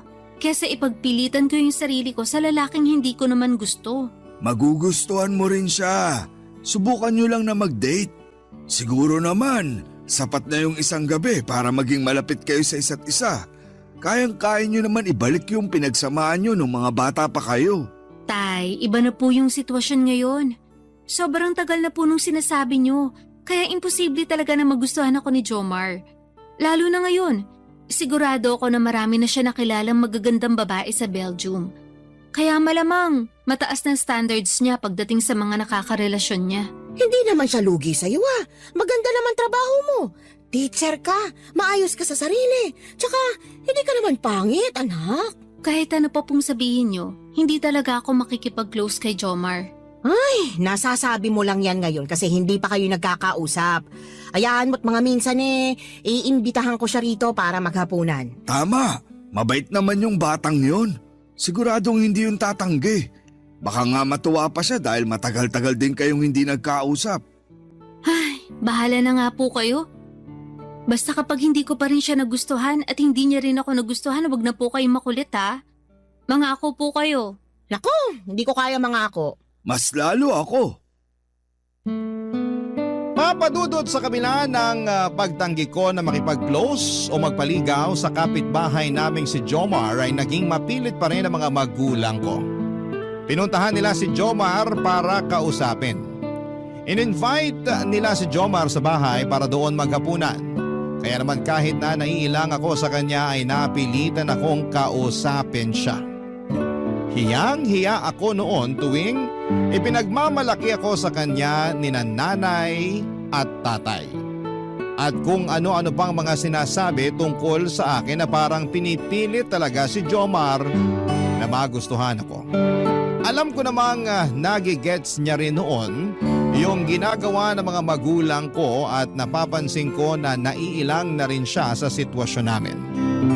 Nagkakatingin na lamang kami na parang nagkakaintindihan sa ginagawa ng mga magulang ko. Kaya nang matapos yung dinner namin ay humingi ako ng dispensa sa kanya. Sinabi ko na lamang na huwag nang pansinin yung mga sinabi ni nanay at tatay dahil hindi naman talaga ako nagpapaligaw.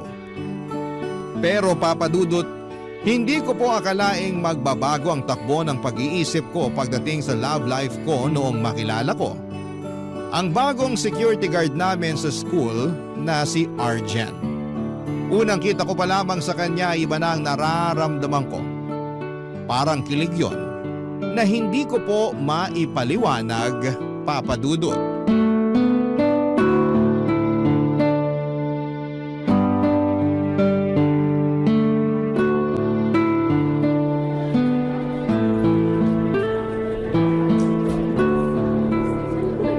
Aba, may bago na palang security guard dito sa school. Good morning, Ma'am Pretty. Good morning. Napalitan na pala si Manong guard dito. Nagpalipat ba siya? Nag-resign na po siya, Ma'am. Actually, tito ko po siya. Kaya nung nag-resign siya, inirekomenda niya ako dito sa school. Ganun ba? Opo, Ma'am. Ay, siya nga po pala. May nasabi sa akin si Tito tungkol sa isa sa mga teacher dito na mabait tsaka maganda. Siya raw po yung madalas na nagbibigay ng banana bread sa kanya. Si Manong talaga. Kunento pa talaga niya yun. Favorite ko kasi yung banana bread kaya nagbe-bake ako. Minsan napaparami yung gawa ko kaya nagdadala ako dito sa school. Naisipan ko siyang bigyan. Hindi ko naman akalaing magugustuhan pala niya. Kaya every time na nagbe-bake ako, naiisip kong isama siya sa mga pinagbibigyan ko. Paano po yan? Wala na siya rito. Baka naman po pwedeng pamangkin naman yung bigyan. Hindi ko pala mahiyain, no? Nako, hindi po talaga. Tsaka sayang din po kasi yung pagkakataon na makatikim ako ng espesyal na banana bread. Ha? Paano naman naging special yung banana bread ko? Kasi dumaan sa mga kamay mo, ma'am. Unang tingin ko pa nga lang sa'yo. Alam ko nang masarap kang magluto. Alam mo, ilola mo na ako. Hayaan mo, pag nag-bake ulit ako, dadalhan ulit kita. Iyon, oh. Thank you, ma'am. Pero may bayad. Basta luto mo, ma'am. Walang problema. Alam mo, nakakatuwa ka. Ang gaan mong kausap. Teka, saan ka nga pala naka-duty bago ka napunta rito? Sa pawn shop po, ma'am. Bakit ka umalis doon? Nako, mahabang kwento po, ma'am. Okay. Uunti-untiin ko po para lagi niyo akong kausapin tuwing maaga kayong pumapasok. Ay, ganon? Opo, ma'am. Masaya rin po kasi kayong kausap. Pero sa totoo lang po, akala ko kanina susungitan niyo ako eh. Ha? Ano ka ba? Hindi ako ganon. Feeling ko nga, ganda-gandahan ako kapag ginawa ko yun eh. Pero hindi talaga. Sanay na yung mga tao rito na palangiti ako at masayahin. Ganyan-ganyan po yung tipo ko sa mga babae, ma'am. Yung tipong kapag kausap ka, hindi ako mahihiya o mahiilang kasi kaya akong sabayan. Ibig sabihin masayahin din yung girlfriend mo. Kaya pala mukha kang inspired eh. Wala pa po akong girlfriend, ma'am. Marami naman po ako nakakausap pero ang hirap po talagang makahanap ngayon ng matinong babae. Paano naman naging mahirap? Marami pa namang matitino ngayon ah. Marami nga po, ma'am. Pero hindi ko alam kung saang parte ng Pilipinas ko sila hahanapin. Tsaka ang tanong po ron, magugustuhan kaya ako? Sa taas po ng standards ng mga babae ngayon, walang pag-asa yung kagaya kong mabait lang. Grabe ka sa sarili mo. Pogi ka naman ah. Talaga, ma'am? Salamat po ah. Walang anuman. O paano, tuloy na ako ah. Galingan mo sa trabaho mo. Ma'am, sandali lang po. Bakit? Ano po kasi, pwede po ba kitang ayain mamaya para kumain sa labas? Pagkatapos po ng klase nyo? Titingnan ko. Ayos! Thank you, ma'am. Have a nice day! Papadudot dahil magaan ang loob ko kay Arjen ay madali niya akong napapayag dugtungan yung mga kwentuhan namin. Matapos ang klase ko at tapos na rin ang duty ni Arjen ay kumain kami sa labas para makapagkwentuhan. Tuwang-tuwa ako noon sa kanya dahil parang hindi siya nauubusan ng kwento. Doon ko na-realize na masayahin lang talaga siya. Mapagbiro din siya pero maingat siya sa mga binibitawan niyang salita. Hindi siya nakaka-turn off kausap. Nag-offer ako noon na mag-share kami ng ginastos namin dahil may kamahalan po talaga doon sa kinainan namin. Pero nagulat ako nang sabihin ni Arjen na bayad na niya dahil nagpa-reserve na siya para sa aming dalawa. Napatanong tuloy ako sa kanya dahil alam ko kung magkano ang sinasahod ng SG sa school namin. Tinanong ko siya kung may sinusuportahan siyang pamilya pero sinabi niya sa akin na okay na raw ang mga magulang at mga kapatid niya. Kaya sa kanya na lamang talaga napupunta ang buong sweldo niya. Papadudot bago matapos ang pag-uusap namin ng gabing yon ay tinanong ako ni Arjen kung may balak pa raw ba akong pumasok sa isang relasyon o mananatili na lamang akong single forever. Sumagot naman ako ng oo pero pagkatapos noon ay wala na siyang ibang sinabi. Wala naman siyang pahiwatig papadudot na gusto niya akong ligawan. Kaya hindi rin ako nag-assume ng mga panahong yon, papadudot. Barangay Love Stories. Barangay Love Stories. Papadudot dahil araw-araw naming nakikita ang isa't isa, ay lalo kong nakagaana ng loob si Arjen. Palangiti pa rin siya at makwento tuwing nagkikita kami. Yung closeness po namin noon ay hindi yung masasabing romantic relationship talaga dahil naging matalik kaming magkaibigan. Madalas akong naglalabas ng mga saloobin sa kanya tungkol sa paghihigpit sa akin ng mga magulang ko. Nakikinig naman siya at nagbibigay ng advice. Ang nakakatuwa pa sa kanya, lahat ng mga sinasabi niya ay may sense talaga at hindi yung may masabi lang. Na-feel ko po talaga na nakikinig siya sa akin at naintindihan niya yung mga sinasabi ko bago siya magbigay ng opinyon niya. Dahil sa magandang samahan namin ni Arjen ay hindi ko na po naisip noon na nasa kanya na pala yung mga standards na hinahanap ko sa isang lalaki. Madalas nga po akong nasasabihan at choosy kapag sinasabi ko yung mga katangiang gusto ko sa isang lalaki. Pero hindi ko naman dinaramdam yon. Sa tagal ko po kasing naging single ay parang ang pangit naman po kung magsesettle na lamang ako sa sino mang magkakagusto sa akin. Pero noong naging close na kami ni Arjen ay hindi ko na naisip na makipag-usap pa sa mga lalaki na tipong aabot kami sa talking stage at pag-meet up. Papadudot marami na akong nalaman tungkol kay Arjen. Kasama na roon ang pagmamay-ari niya ng malaking pwesto ng gulayan sa palengke. Malaki naman daw ang kinikita niya roon pero dahil naging security guard din ang tatay niyang nagpatapos sa kanya sa pag-aaral noon ay gusto niya rin daw na subukan yon. Wala naman daw sana siyang balak magtagal sa ganong trabaho para makapag-focus sa gulayan niya sa palengke. Pero dahil nakilala niya ako ay itinuloy pa rin niya ang pagiging guard sa school na pinapasukan ko, Papa Dudut.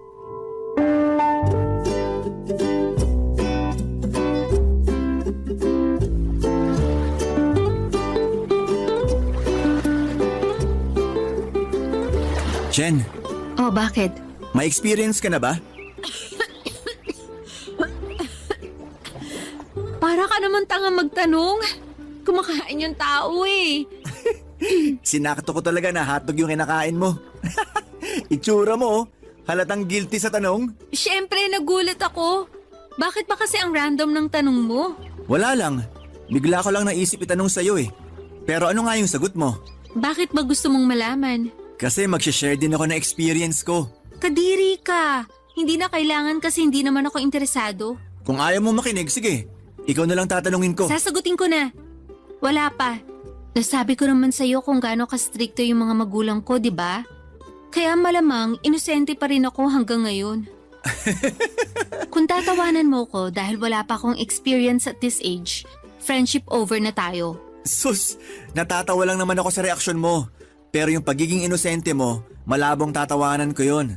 Dapat nga maging proud ka pa na sa ganyang edad, naalagaan mo sarili mo eh. Bihira na lang yung babaeng ganyan. Pero sa totoo lang, baka kung nakailang boyfriend na ako, baka hindi na ako inosente. Nanghihinayang ka ba? Hindi naman. Alam mo kasi, mas mabuti na yung ganyan ka. Parang kikilabutan ako sa'yo kapag natuto ka ng mga kalokohan eh. Bakit napunta na sa akin yung usapan? Di ba may ikukwento ka? Meron nga. May naging girlfriend kasi ako dati. Medyo wild. Ang totoo, sa kanya nasira yung kainosentehan ko.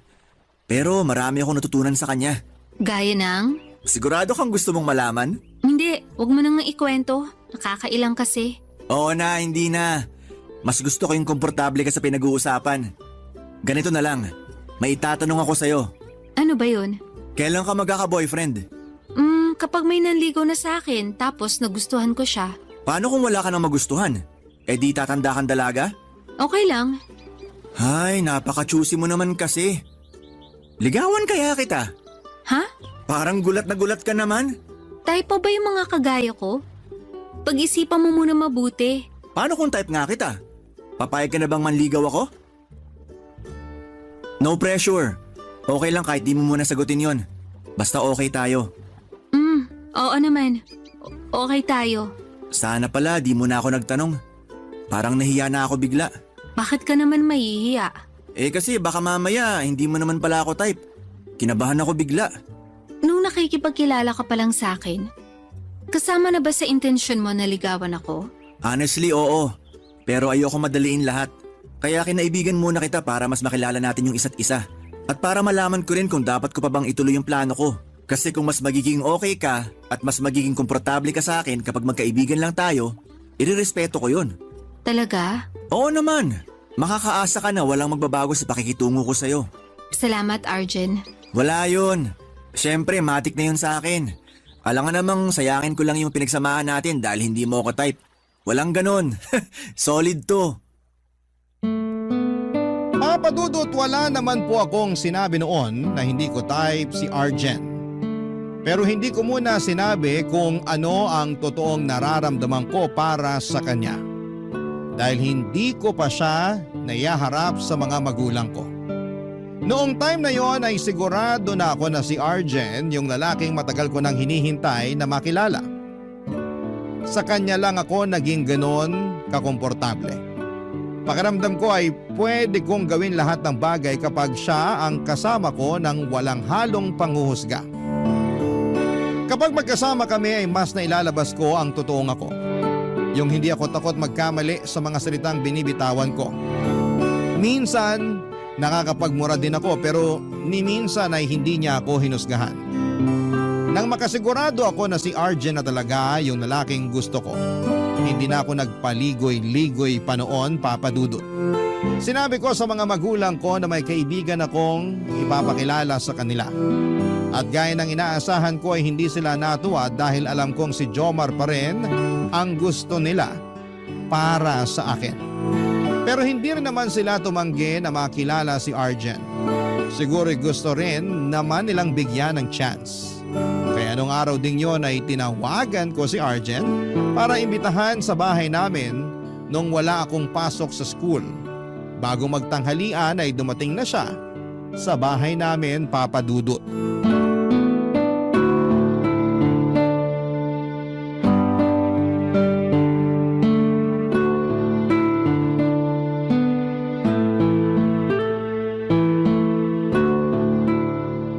Uy, okay ka lang? Oo. Okay lang ako. Okay na okay. Nasa loob na sina nanay at tatay. Halika na, pasok na tayo.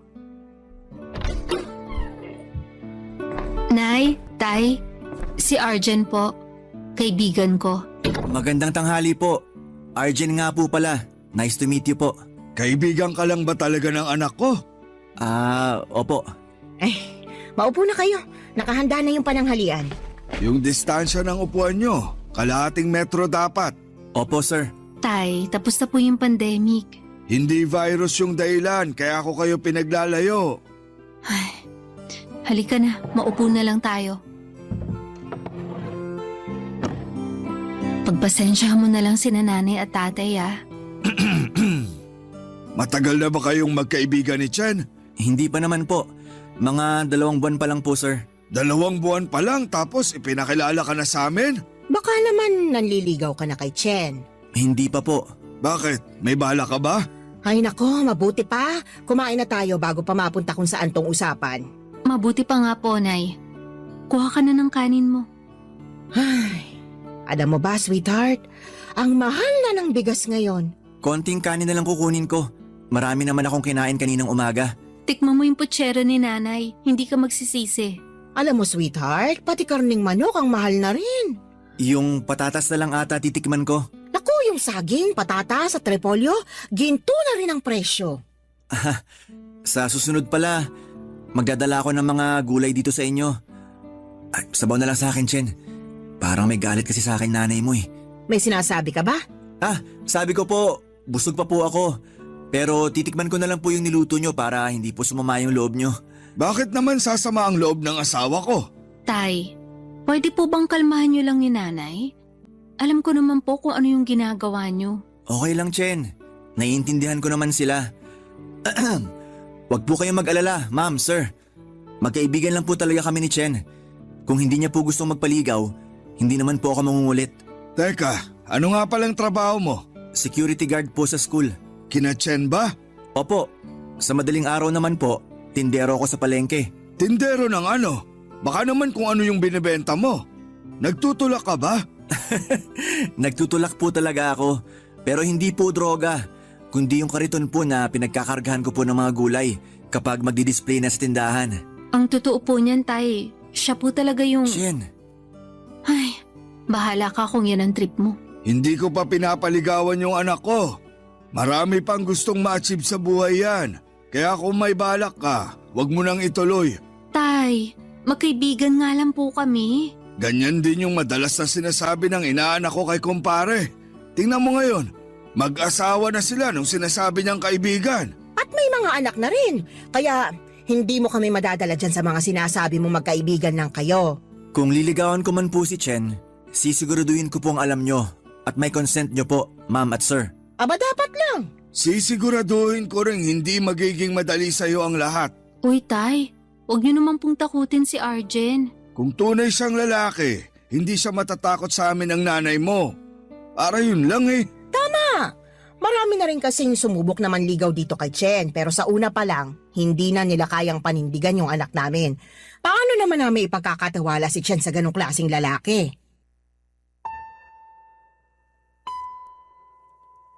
Papadudot kahit na nahiya ako sa naging pagtrato ni nanay at tatay kay Arjen. Sa kabilang banda ay na-touch naman ako sa dahilan kung bakit nila ginawa yon. Magulang ko pa rin sila kaya alam kong kapakanan ko lang ang iniisip nila. Humingi naman ako ng paumanhin kay Arjen pero inassure naman niya ako na hindi yon big deal sa kanya. Naintindihan niya raw kasi ang mga magulang ko. Kaya nagpasalamat na lamang ako na ganon kalawak ang pangunawa niya. Naisip ko tuloy noon na napakaswerte ko pala kapag ako yung naging girlfriend niya. Sinabi ko kay Arjen na yun na ang huling beses na isasama ko siya sa bahay dahil nahihiya na ako sa pakikitungo sa kanya ng parents ko. Pero nagulat ako noong sinabi niya na pupunta pa rin daw siya at bibisita. Wala raw problema sa kanya kahit sungitan siya ni nanay at sindakin ni tatay. Normal lang daw naman yon sa mga magulang na gustong protektahan ang anak. Papadudod hindi ko po alam kung bakit gano'n na lamang siya magpursige na makuha ang loob ng mga magulang ko. Pero hindi raw siya titigil hanggat hindi niya nahuhuli ang kiliti nila papa at ng nanay ko. Barangay Love Stories. Barangay Love Stories. Papadudot imbes na madala sa pagpunta sa bahay namin si Arjen ay mas napadalas pa ang pagbisita niya. Madalas siyang may dalang pagkain at minsan mga gulay at prutas pa na galing sa tindahan niya. Pero kahit halos araw-araw na siya sa amin ay hindi pa rin nagbabago ang pakikitungo sa kanya ng parents ko. Si Jomar pa rin kasi ang mas gusto ni nanay para sa akin. Kahit na sinabi ko nang may nililigawan na yung tao. Si tatay naman ay hindi ko alam kung kinikilatis ba niya si Arjen o talagang hindi niya lang talaga gusto para sa akin. Pero sa mga nangyaring yon ay hindi ko talaga inaasahan na magpapakitang gilas si Arjen kina nanay at tatay. Hanggang sa pagkakataong yon ay wala pa rin siyang nababanggit at wala pa rin kaming napag-uusapan na manliligaw na siya sa akin.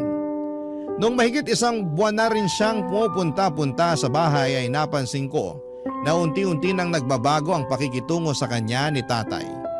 Nauuna pa itong bumate sa kanya at kinakausap na rin siya ng mas maayos. Papadudot nag-resign na nga po pala noon si Arjen sa pagiging security guard sa school para makapag-focus na sa nasimulan niyang negosyo. Marami na raw kasi ang kumukuha sa kanya bilang supplier ng prutas at gulay sa mga talipapa. Isa pa'y hawak niya ang oras niya sa ganong klase ng trabaho. Pero one time papadudot ay narinig ko sila ng tatay ko na nag-uusap sa bahay. Kakauwi ko lang noon pero hindi muna ako pumasok nang marinig ko ang pinag-uusapan nila papadudot.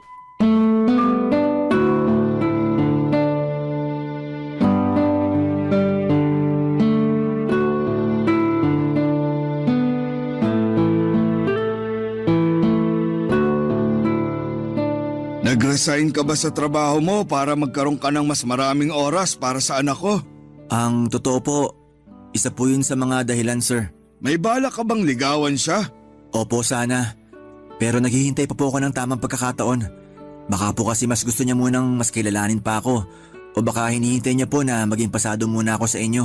Pero ikaw yung tinatanong ko. Yung sagot mo bilang isang lalaki ang hinihingi ko ngayon. Kung ako lang po yung magdidesisyon, matagal ko na pong niligawan si Chen. Pero naisip ko po na mas maganda kung makikilala niya rin muna ako ng mabuti para hindi niya pagsisihan yung desisyon niya. Sakaling pumayag po siya na ligawan ko siya. Alam mo, didiretsohin na kita. Hindi kita gusto para sa anak ko nung una. Pasensya na kung nahusgahan kita. Pero akala ko talaga nun, hindi ka matinong lalaki. Pero naisip ko, sa tinagal-tagal na walang ipinapakilalang lalaki sa amin si Chen, siguro naman, hindi siya makikipaglapit sa lalaking makakasira lang ng buhay niya. Sir, pasensya na po kayo sa itatanong ko pero bakit po masyado niyong pinaghihigpitan si Chen? Ay, hindi pinanagutan ng tatay ko yung nanay ko nung ipinagbuntis ako. Kaya ayun, iniwan na lang ako sa tiyahin ko. Siya yung nagpalaki at nagpaaral sa akin noon. Yung nanay ko, paminsan-minsan lang magbigay ng pera kung kailan niya lang magustuhan. Hindi niya gustong magkaanak na walang tatay yung ama ng bata sa tabi niya at ayokong maranasan yun ng anak ko. Kaya hanggat maaari, kinikilatis ko mabuti yung mga nakikilala niya at inaharang ko kapag alam kong alanganin para sa kanya. Pero hindi niyo po ba naisip na baka nahihirapan na rin siya? Naiisip ko naman yun. Pero kung para sa ikabubuti niya naman, handa kaming tanggapin yung galit o pagtatampo ng anak namin. Alam ko namang nasa tamang edad na siya, pero ang gusto namin, magabayan namin siya hanggang sa mapunta siya sa mabuting tao. Doon pa lang kami ni Mel mapapanatag. Ay, alam ko rin na yung tingin sa amin ng ibang tao, mukhang pera. Kasi ang gusto namin para kay Chen, yung nakakaluwag-luwag na sa pinansyal. Yun bang hindi nakakailanganing mangutang kapag kinailangan ng malaki-laking gastos? Paano kung halimbawa mabuntis siya? Saan sila kukuha ng panggastos sa panganganak? Masipag naman po si Chen. Tsaka nag-iipon din po siya. Baka nga po yung naipon niya malaki-laki na. Sa tagal niyang pinaghandaan yung pagkakaroon niya ng sariling pamilya. Pero kung ako po yung magiging asawa niya, mas gusto ko po na ako na lang yung magpo-provide para sa amin. Yan! Ganyan mag-isip yung lalaking gusto ko para kay Chen. Teka, baka naman nagpapalakas ka lang sa akin kaya mo sinasabi yan. Hindi po sir. Malinis po yung intensyon ko sa anak nyo. Total, mukhang boto naman po kayo sa akin para sa anak nyo. Baka po pwede ko nang makuha yung blessing nyo para formal ko na siyang ligawan. O siya, sige na. Ibinibigay ko na. Basta iingatan mo yung anak ko. Hindi mo naman kailangang ibigay lahat sa kanya. Basta tratuhin mo lang siya ng maayos. Hindi man mala prinsesa yung turing mo sa kanya, papasan ko naman yung buong katawan ng mananakit sa kanya. Ayokong masaktan yung anak ko. Nag-iisa lang siya kaya kahit na umabot pa siya sa 40, gagabayan pa rin namin siya. Huwag po kayong mag-alala sir. Papatunayan ko po sa inyo na hindi po kayo nagkamali sa akin. Tingnan natin. Siya nga pala, huwag mo na akong tawaging sir. Hindi mo naman ako boss. Tito na lang, okay na yun. Sabi niyo po eh. Papadudot kahit narinig ko ang pinag-usapan nila ay nagpanggap akong walang alam at hindi sila narinig. Pero deep inside ay kilig na kilig ako sa mga sinabi ni Arjen. Na-touch naman ako sa mga narinig ko mula kay tatay. Hindi ko kasi alam yung kwento tungkol kay Lola dahil hindi niya sinabi pa sa akin. Siguro ay ayaw niyang malaman ko na pinabayaan siya ng nanay niya para hindi magbago ang tingin ko kay Lola.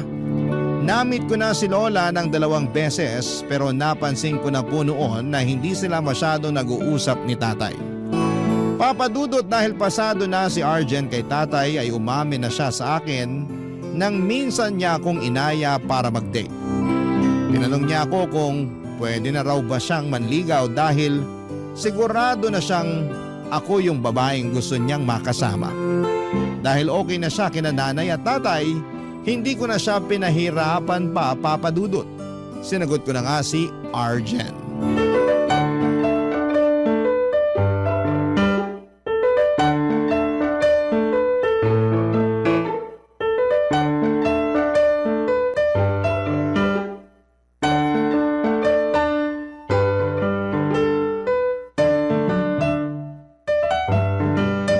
Kain ka na.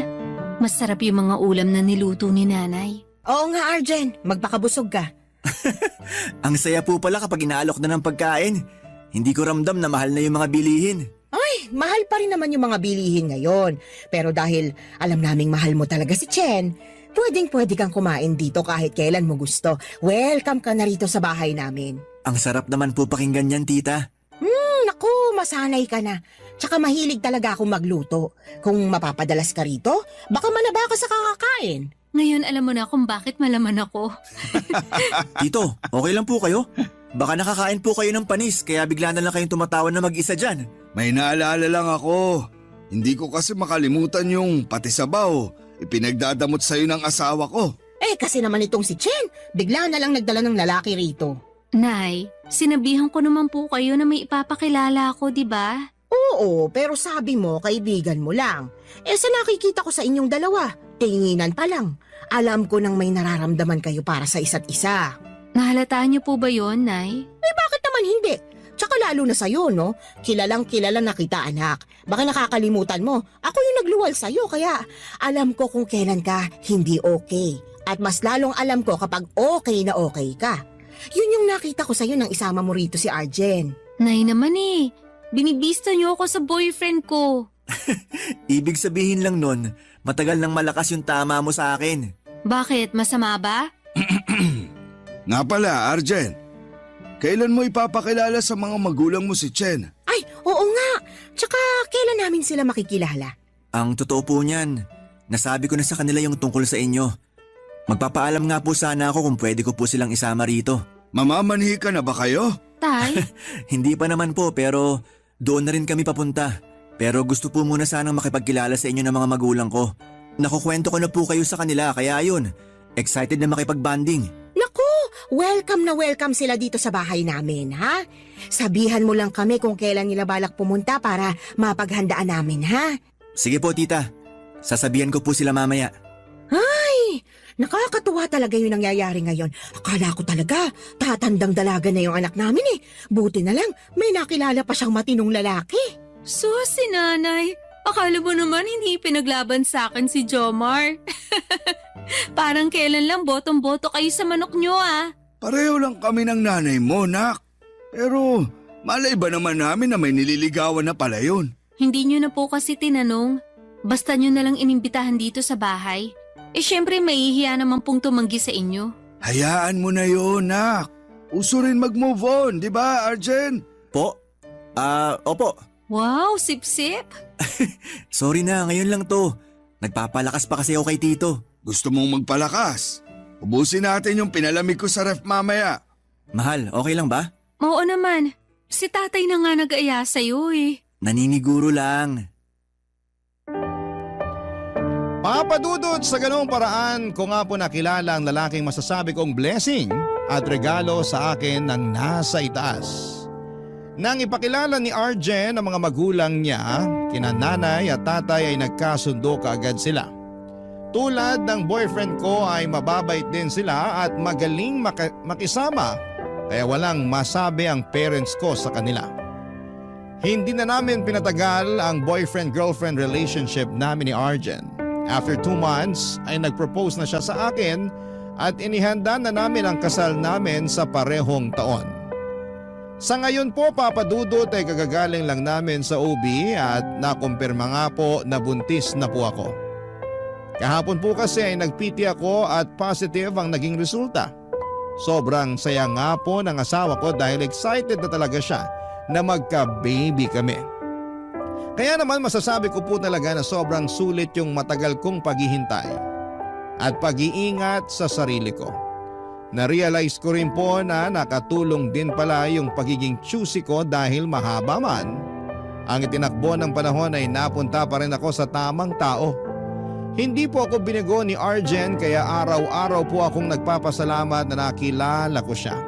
At least ngayon, buo na po ang loob ko na bumuo ng sarili kong pamilya na siya ang kasama.